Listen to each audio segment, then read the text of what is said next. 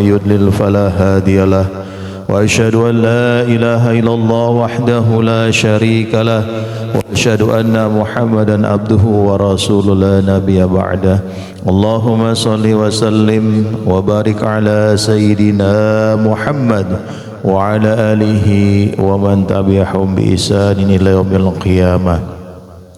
Amma ba'du, hadirin wal hadirat jamaah salat subuh Masjid Baitul Maqmur dan rahmatullah subhanahu wa ta'ala.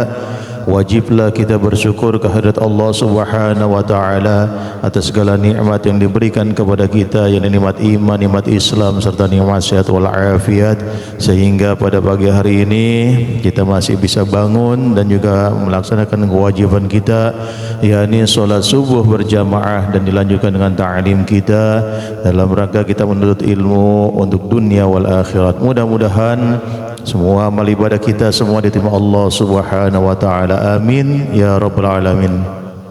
Salawat beriring salam selalu tercurah kepada junjungan Nabi besar Muhammad sallallahu alaihi wasallam beserta keluarga, sahabat dan juga para umatnya yang senantiasa istiqamah mengikuti ajarannya hingga akhir zaman.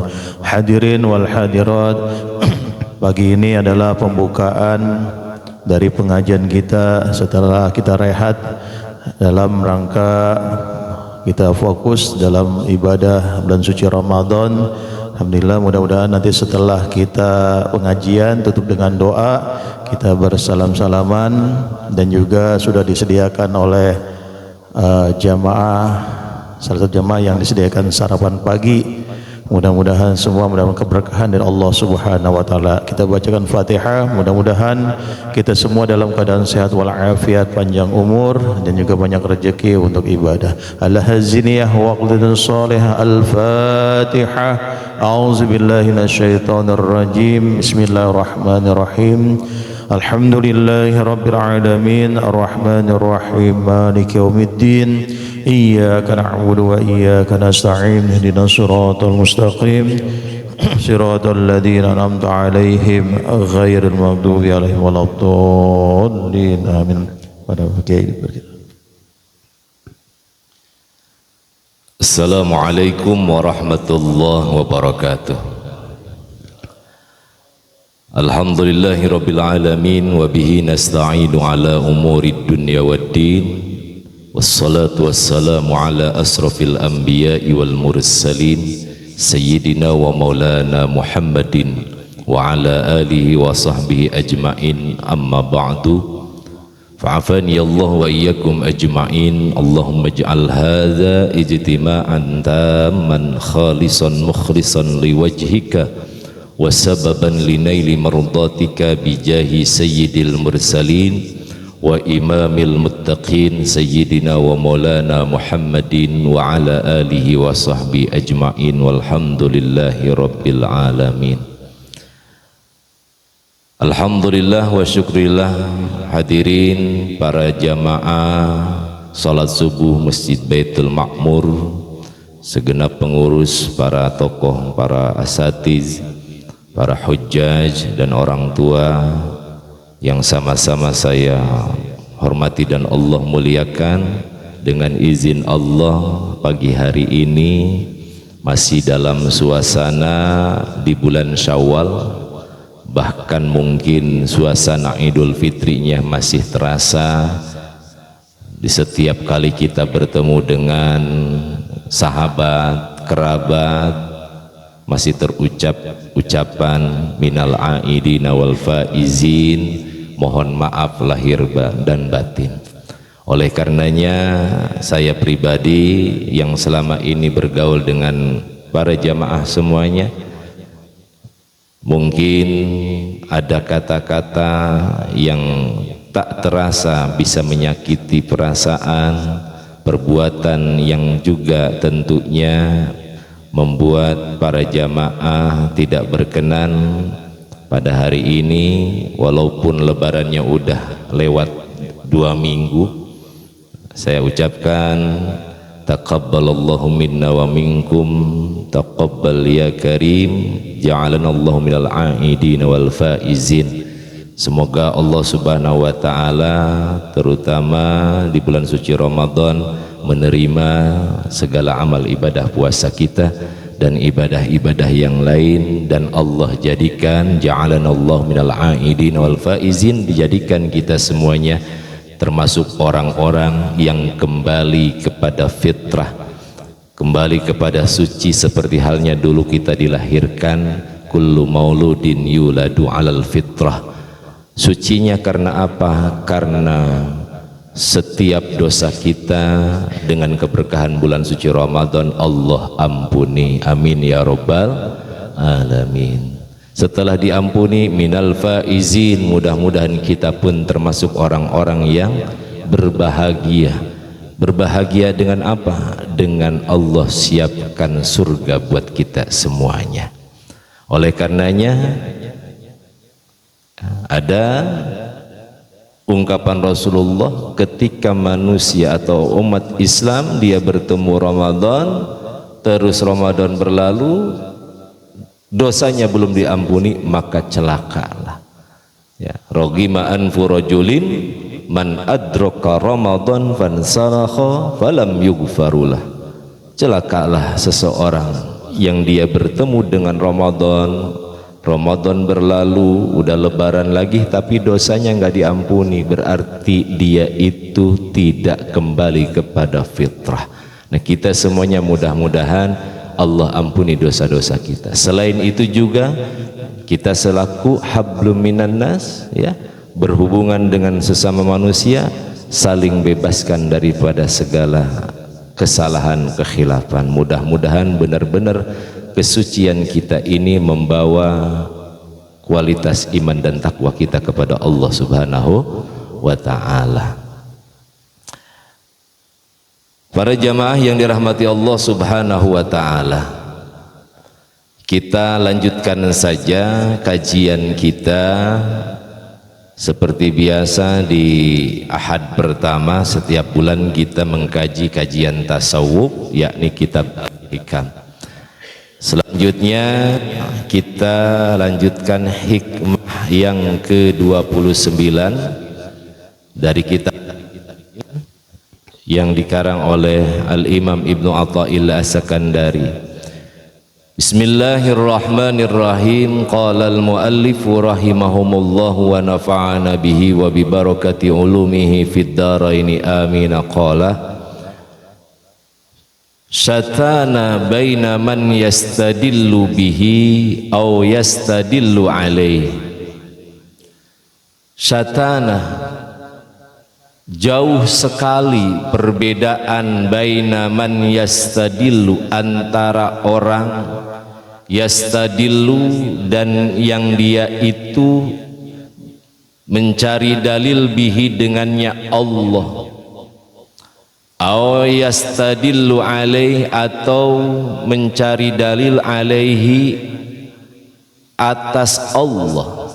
Ini bahasanya begini. Jadi begini, dalam hal keimanan, dalam hal mengenal Allah Subhanahu wa ta'ala, ini ada dua macam orang. Seseorang bisa mengenal Allah itu bisa dibagi dalam dua kategori. Yang pertama, man yastadillu bihi, orang yang dia itu mengenal Allah terlebih dahulu dan selanjutnya dia mengenal makhluk-makhluknya. Yang pertama. Yang kedua, auman yastadillu alaih, orang yang dia itu mengenal makhluk Allah dahulu, kemudian dia itu baru mengenal Allah. Gitu. Terus bagaimana untuk orang yang dia itu mengenal Allah terlebih dahulu, baru selanjutnya mengenal makhluk-makhluknya? Apakah mungkin? Oh, ini sangat mungkin. Dan ini berbeda orang yang mengenal Allah melalui makhluk-makhluknya dengan orang yang mengenal Allah dahulu baru mengenal makhluknya. Nah, orang yang mengenal Allah terlebih dahulu baru mengenal makhluknya, ini jelas. Allah mengatakan dalam Al-Quran, wallahu akhrajakum min butuni ummahatikum la ta'lamuna syai'a. Ini Allah sudah memberikan penanaman keyakinan kepada kita, wallahu akhrajakum, dan Allah lah yang mengeluarkan kamu semuanya, min butuni ummahatikum, daripada perut-perut ibu kamu sekalian, la ta'lamuna syai'a, dan kamu semua tidak mengetahui apa-apa. Enggak tahu namanya uang, enggak tahu namanya mobil apa segala macam, enggak tahu. La ta'lamuna syai'a. Ayo, kira-kira di antara kita ada enggak yang pas lahir ingat apa? Ada? Enggak ada. Tapi jauh sebelum lahir kita sudah apa? Sudah ditaklik sama Allah, ya. Alastu birabbikum? Allah udah tanya kepada ruh-ruh kita untuk mengakui bahwasanya Allah itu adalah Tuhan kita. Jadi mengenal Allah kita jauh sebelum lahir, ruh-ruh kita sudah mengenal Allah Subhanahu wa ta'ala. Justru yang namanya dunia, makhluk, itu kita terlahir saja belum kita kenal. Maka ini orang-orang istimewa, orang-orang yang mereka mengenal Allah baru mengenal yang lainnya. Mengenal yang lain itu maksudnya apa? Tahu, punya skill dalam keilmuan yang lain, jadi ilmuwan dan lain sebagainya, tapi dia sudah beriman kepada Allah. Ada yang kedua, au yastadillu alaihi, ada orang yang dia mengenal Allah tapi melalui dia mengenal makhluk-makhluknya. Nah, ini bagus, tetapi lebih bagus yang tadi. Dia beriman kepada Allah melalui penelitian, atau dia menemukan sesuatu dari makhluk-makhluknya sehingga dia beriman. Dan ini banyak kita saksikan. Ada orang-orang yang tadinya non muslim, ya, dia meneliti, dengan penelitiannya dia mendapatkan keimanan, hidayah dari Allah Subhanahu wa ta'ala. Begitu. Kita lanjutkan dulu sebentar. Al-mustadillu bihi arafa al-haqqa li ahlihi.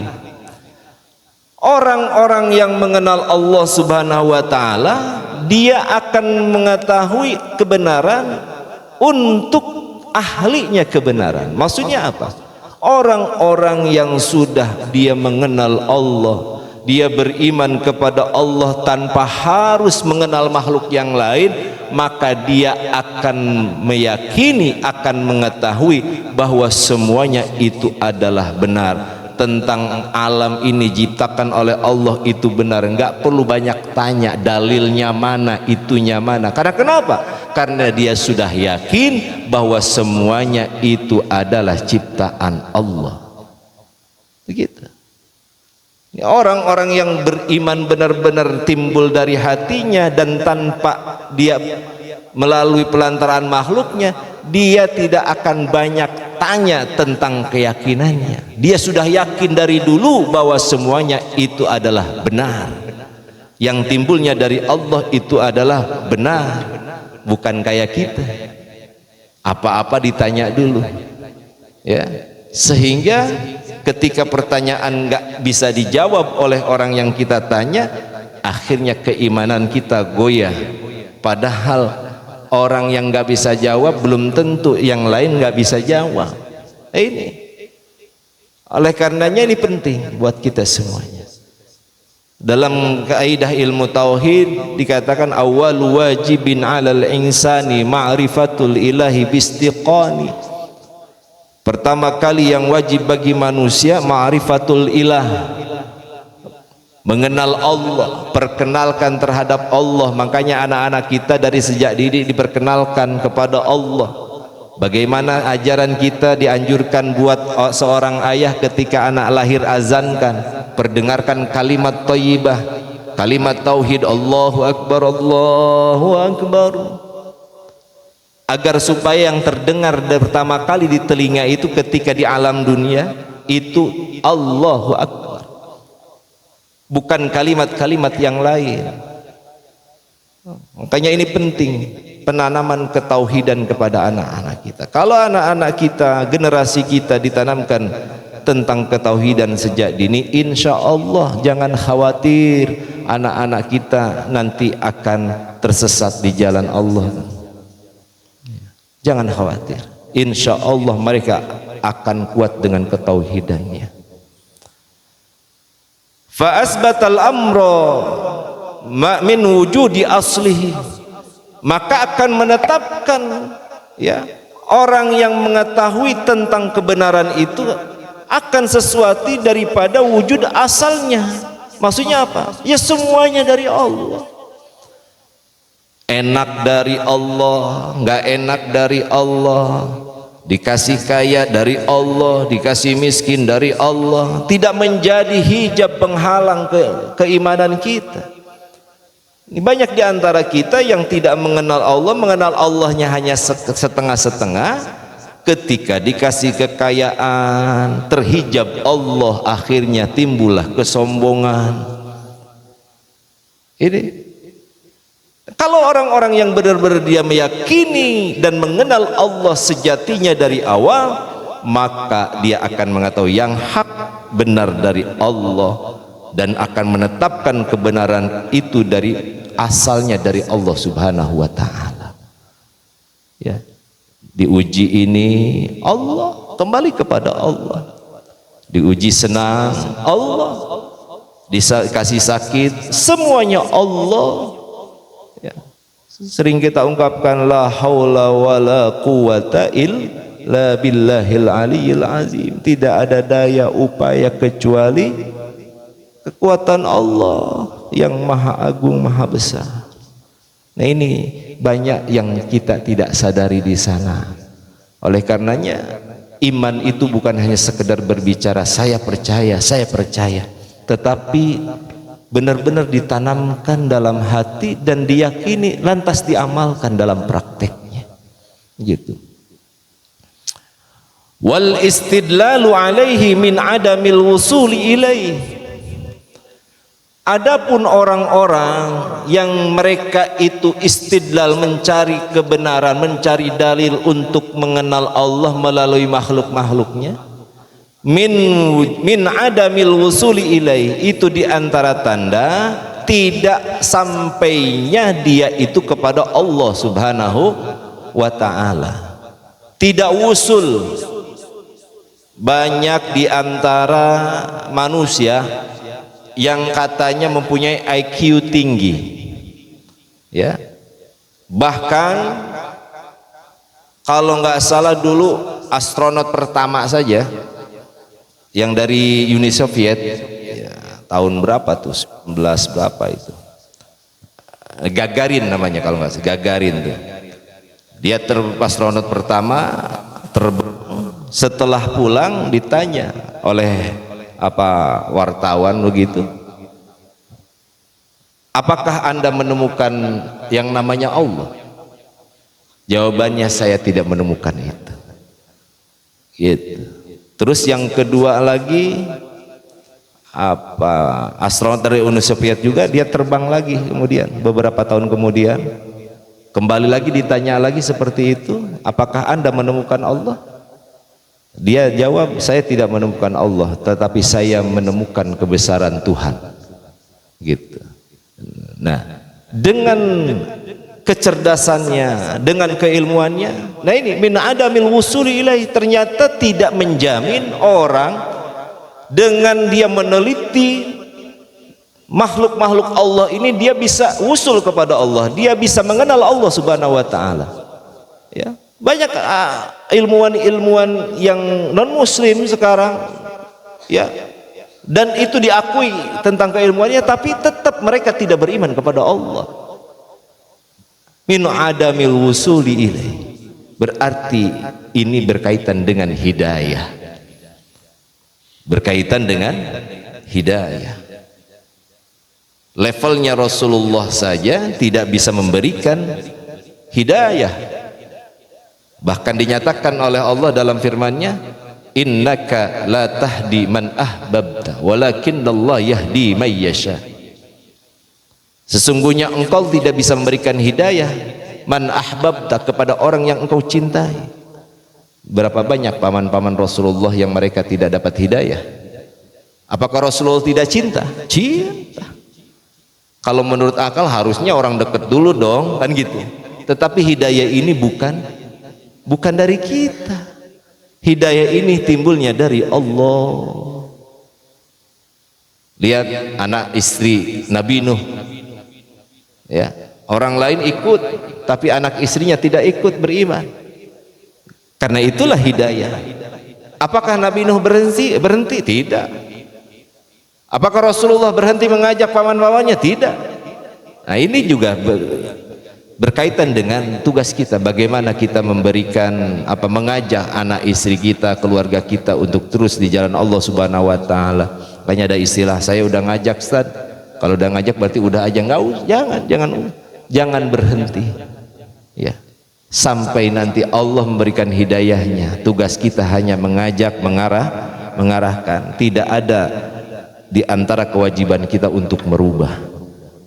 Urusan merubah adalah urusan Allah Subhanahu wa taala. Jadi kalau ada istri anak yang kita didik tapi terus aja mereka nggak mau berubah, itu berarti Allah belum saatnya memberikan hidayah kepada mereka. Terus apakah tugas kita sudah selesai? Belum. Terus saja mengajak mereka untuk di jalan Allah Subhanahu wa taala. Wa illa fama taghaba hatta yustadallu alaih. Kalau seandainya dia itu tidak usul kepada Allah, fama taghaba, maka kapan Allah itu hilang? Hatta yustadallu alaih. Kekurangan orang-orang yang dia itu mau mengenal Allah tapi harus meneliti ciptaan Allah dulu. Ini gini, seolah-olah Allah itu nggak ada dulu. Makanya nih ada orang-orang yang dia itu mainnya di orang-orang filsafat, ya, mengosongkan diri dulu dari Tuhan, proses pencairan Tuhan. Kalau ketemu, kalau nggak ketemu repot. Nah, ini nih, Allah itu nggak pernah hilang, Allah itu nggak pernah nggak ada, bahkan Allah itu dekat. Fa inni qarib, kata Allah kan begitu. Kenapa Allah harus dicari-cari? Yakini saja dulu, ya. Nanti setelah meyakini adanya Allah, maka akan kita mengenal makhluk Allah. Sehingga dengan mengenal makhluk Allah, kita akan lihat begitu besar keagungan Allah Subhanahu wa taala dengan melihat makhluk Allah. Ya.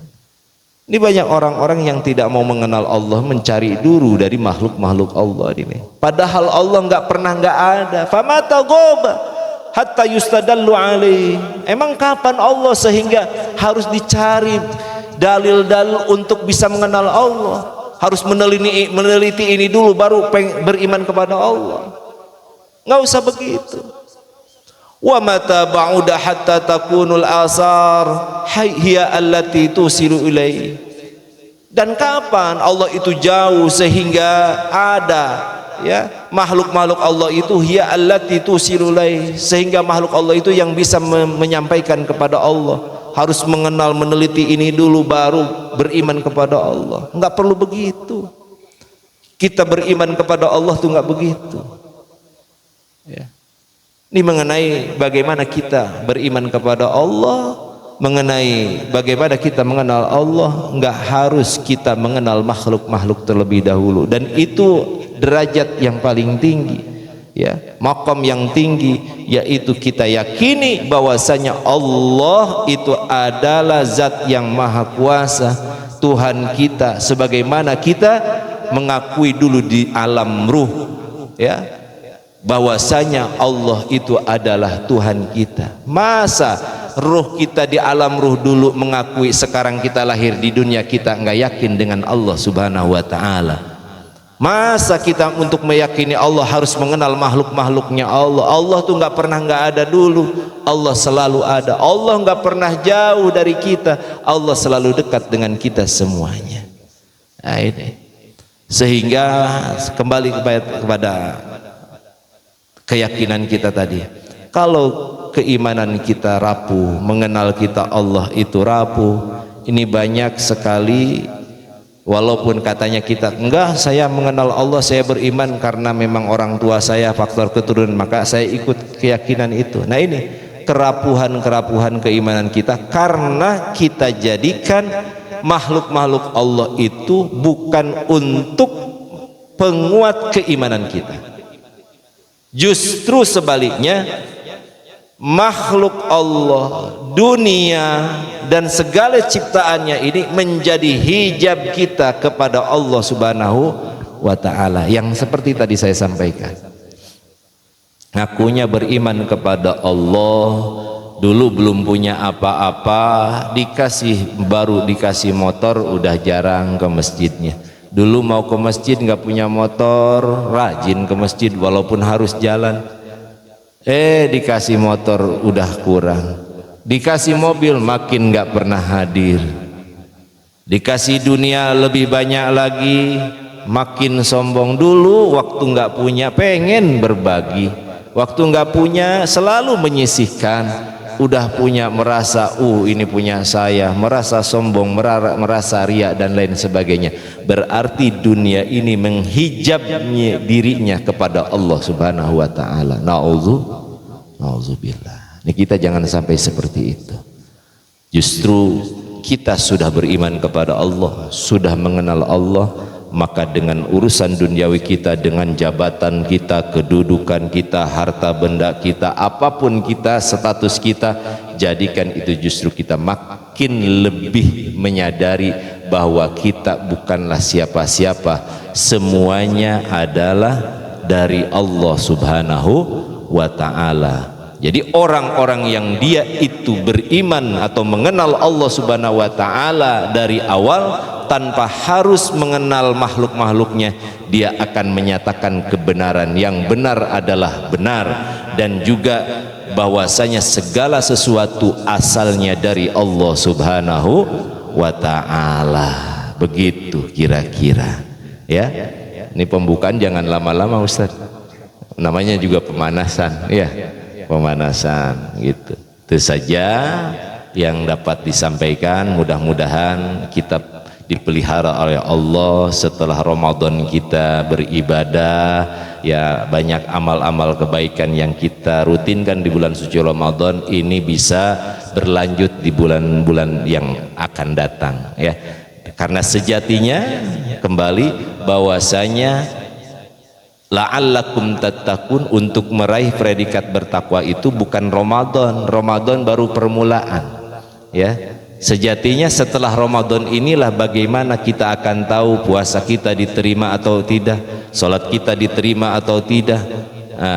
Ini dilihat dari sekarang, apakah kita bisa istiqomah menjalankan kebaikan-kebaikan yang selama Ramadan kita lakukan. Mudah-mudahan kita berikan istiqomah dan bisa menjalankan kebaikan di bulan-bulan di hari ini dan bulan-bulan yang akan datang sampai kita bertemu lagi di bulan suci Ramadan.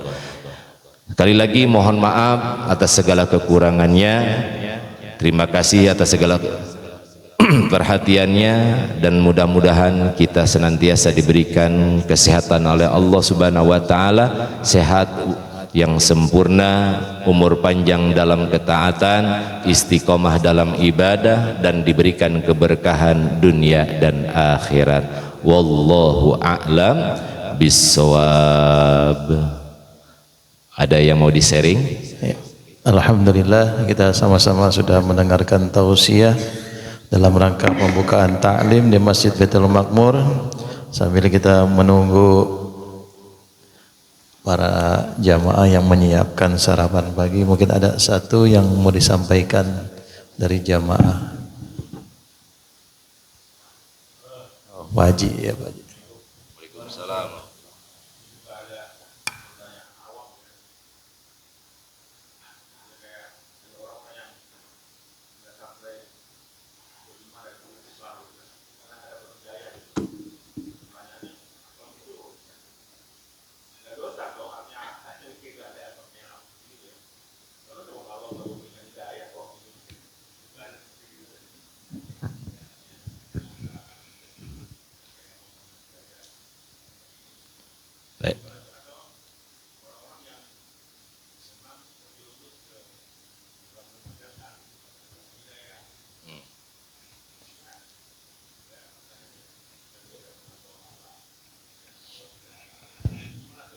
Baik. Baik. Ya, ini emang apa namanya bahasanya, ungkapan itu memang kayaknya iya benar juga kayaknya gitu kan. Cuma di balik kata-kata seperti itu yang dianggap benar adalah kekeliruan yang sangat fatal sebenarnya. Gini, manusia itu berbeda dengan makhluk-makhluk yang lainnya. Manusia itu diberikan akal.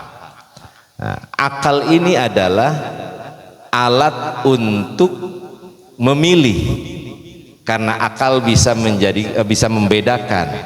Ya, maka istimewalah manusia itu, mulialah manusia karena diberikan akal. Jadi mulianya manusia karena punya akal, berbeda dengan makhluk yang lain. Nah, akal ini kembali adalah alat untuk bagaimana seseorang bisa memilih A atau B. Nah, ikhtiar namanya itu. Ikhtiar, memilih itu ikhtiar. Nah, dengan pilihannya itulah maka orang ini akan punya tanggung jawab dengan pilihannya. Tanggung jawab ini mempunyai konsekuensi tadi. Kalau pilihannya yang benar, berarti dia akan mendapatkan pahala. Kalau pilihannya salah, maka dia akan dapat dosa. Nah, sejatinya akal pikiran manusia dan hati manusia itu akan senantiasa memilih kepada sesuatu yang baik, ya, jujur atau enggak, diakui atau enggak, kadang-kadang kita melakukan sebuah kesalahan. Itu dalam hati kita suka ngomong, menyadari hati bahwa itu adalah perbuatan salah, tetapi ada dorongan nafsu yang mengharuskan kita melakukan itu, sehingga kebenaran yang ada dalam hati itu dikalahkan dengan nafsu itu, seolah-olah melegalkan, membolehkan itu, padahal bukan. Nah, itu adalah pilihan kita. Nah, konsekuensinya karena kita menyadari dalam hati itu bahwa itu adalah sebuah kesalahan, maka berarti kita melakukan perbuatan dosa. Berbeda tadi dengan orang yang dia itu katanya nggak dapat hidayah atau melakukan kemaksiatan, melakukan perbuatan dosa tanpa dia tahu bahwa itu adalah perbuatan dosa, maka itu tidak mendapat dosa. Atau orang yang dia melakukan perbuatan dosa tapi dia tidak punya akal, mohon maaf, orang gila, dia nggak punya taklif, nggak ada beban kewajiban melakukan itu, dia terbebas dari dosa, silahkan mau apa, nggak sholat, nggak puasa, mereka nggak. Karena apa? Karena nggak punya alat untuk memilih, nggak punya akal, gitu ya kira-kira. Jadi orang melakukan perbuatan dosa, kalau dia nggak tahu itu adalah perbuatan dosa, itu tidak menjadi dosa. Tetapi ada orang yang melakukan perbuatan dosa, dia tahu bahwa itu perbuatan dosa dan dia pilih untuk melakukan perbuatan dosa, maka dia berdosa. Begitu. Ya. Adapun masalah hidayah tadi, ya tadi pemilihan kita. Ya. Seperti paman-pamannya Rasulullah. Ya, ada yang tidak beriman, nggak tahu motifnya, dia nggak mau ngikutin Rasulullah, apakah gengsi karena itu ponakan, kan gitu. Padahal hati kecilnya nyadari bahwa ponakan saya benar, tapi karena gengsi akhirnya Nah itu pilihan. Nah, kadang terjadi dalam diri kita juga. Kita berdebat dengan orang padahal kita nyadar iya benar juga, tapi karena gengsi akhirnya nggak membenarkan juga. Tetap aja kita angkuh dengan pendapat kita. Nah ini, jadi anggapan bahwa ketika seseorang tidak mendapatkan hidayah dia tidak mendapatkan dosa, itu adalah pilihan dia. Tapi tetap dosa. Ya. Begitu juga orang yang melakukan perbuatan dosa karena itu pilihan dan dia tahu itu perbuatan dosa, maka tetap konsekuensinya itu perbuatan yang berdosa. Kecuali dia melakukan perbuatan dosa nggak tahu sama sekali bahwa itu dosa, maka itu tidak apa-apa. Mohon maaf, kayak seperti kita makan ya, nggak taunya yang dimakan daging anjing misal, nggak tahu tapi udah masuk ke dalam ya, maka makannya daging anjing itu karena kita nggak taunya itu nggak dosa. Tapi setelah kita tahu ya kita tetap minta ampun kepada Allah karena ketidaktahuan. Beda yang sengaja makan daging seperti itu udah dosa. Begitu kira-kira Ustaz. Ya, alhamdulillah kita sudah mengkaji dari awal sampai akhir. Mudah-mudahan semua dapat memahami dan semua diberikan pahala dari Allah Subhanahu wa taala. Untuk itu ditutup dengan doa dan dilanjutkan dengan kita bersalaman untuk menuju sebelah kiri untuk makan bersama sarapan pagi.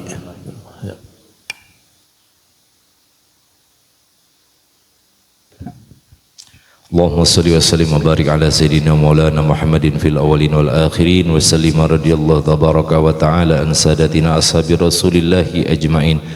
Alhamdulillahi rabbil alamin. Allahumma aftah lana hikmataka wansur alaina bi barakatika wa 'allimna libasa afiyatika ilman nafi'an ya zal jalali wal ikram. Allahumma arzuqna fahman nabiyyin wa hifzal mursalin wa ilhamal malaikatil muqarrabin wa 'allimna ta'wil wahdina ila sawa'is sabil. Allahumma inna nastauda'na kama sami'nahu wa qara'nahu fardudhu ilaina inda hajatina ilaihi. Rabbana atina fid dunya hasanah wa fil akhirati hasanah wa qina azaban nar. Fadli subhana rabbika rabbil izzati amma yasifun wassalamun alal mursalin walhamdulillahi rabbil alamin. Assalamualaikum warahmatullahi wabarakatuh. Waalaikumsalam warahmatullahi wabarakatuh. Sallallahu ala Muhammad sallallahu alaihi wasallam. Sallallahu ala Muhammad sallallahu alaihi wasallam. Sallallahu ala Muhammad sallallahu alaihi wasallam. Sallallahu ala Muhammad sallallahu alaihi wasallam. Sallallahu ala Muhammad sallallahu alaihi wasallam. Sallallahu ala Muhammad sallallahu alaihi wasallam. Sallallahu ala Muhammad sallallahu alaihi wasallam. Sallallahu ala Muhammad ya Rabbi salli wa sallim. Allah